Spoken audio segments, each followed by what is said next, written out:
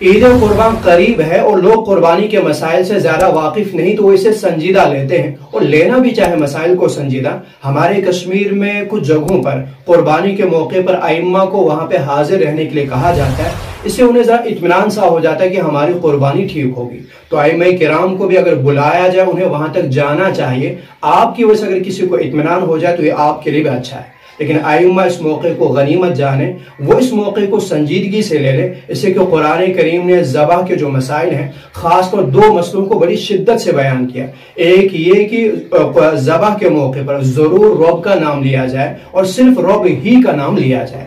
कुरान करीम की आयत वला ताकुलू मिम्मा लम युज़कर इस्मुल्लाह और वमा उहिल्ला लिगैरिल्लाह, इन दोनों आयतों का खुलासा यही है। और हजरत इब्न मसऊद रज़ियल्लाहु ताला अन्हु, उन्होंने भी एक रिवायत नकल की है, जर्रिदू अत-तस्मिया, कि सिर्फ और खालिस रब ही का नाम लिया जाए। ये जो रब ही का नाम लिया जाए, इस पे आप जरूर गौर करें। इसीलिए फुक़हाए किराम ने इसकी 3 सूरतें बयान करी जो बड़ी ही अहम है। पहली सूरत यह है कि आप जो इस मौके पर दुआएं पढ़ते हैं, जिसमें कुछ वो नाम वगैरह भी होते हैं जिनके लिए आप दुआ कर रहे होते हैं, या आप या नियत आप पढ़ रहे होते हैं कुर्बानी की। यूं तो नियत दिल के इरादे का नाम है, लेकिन अगर आप जबान से पढ़े तो उसमें भी चूंकि कुछ नाम आ जाते हैं। तो ये सब कुछ आप ज़बह के लिए जानवर को वो जो लिटाया जाता है उससे पहले आप ये सब कुछ करें, या लिटाने के बाद, लेकिन बिस्मिल्लाह से पहले आप ये सब कुछ करें।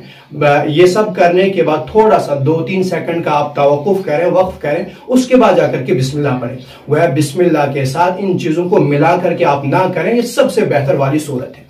दूसरी सूरत यह है कि आप बिस्मिल्लाह के साथ दूसरी चीजों को भी मिला करके पढ़ें जिनमें नाम वगैरह भी हों। तो उस सूरत में अगर आपने सिर्फ इबारतों को जोड़ा है, जुमले जोड़े हैं, लेकिन मजमून नहीं जोड़ता, दोनों का मजमून, दोनों का मफहूम अलग अलग है, तो फुक़हा ने उसको भी मकरूह कहा है कि आपने बिस्मिल्लाह के साथ जोड़ के क्यों पढ़ा, चाहे दोनों का मफहूम अलग हो, लेकिन उस सूरत में जानवर हराम नहीं होगा। उसकी मिसाल फुक़हा देते हैं, जैसे आप पढ़ें बिस्मिल्लाह अल्लाहु अकबर अल्लाहुम्मा तक़ब्बल हादा अन्नी या अन फुलां वगैरह। तो यहाँ ये जो हमने उर्दू में कह दें कि बिस्मिल्लाह अल्लाहु अकबर, रब्बा इसको मेरी तरफ से कबूल करे या फलां की तरफ से, ये जो कबूल का लफ्ज है या इससे तकब्बल का लफ्ज, इससे मजमून अलग अलग हो गया, लेकिन सूरतन चूंकि इबारत जुड़ी हुई तो इसको भी फुक़हा ने मकरूह कहा, चाहे जानवर हलाल हो। और तीसरी सूरत के आपने जहां इबारतें जोड़ी हैं, इबारतें जुमले जुड़ने के साथ साथ अगर मजमून भी जुड़ता हो, तो उस सूरत में जहां ये जोड़ना मकरूह था, वहीं आपका जानवर भी आपके लिए हराम हो जाएगा, वो उहिल्ला लिगैरिल्लाह के तहत आ जाएगा।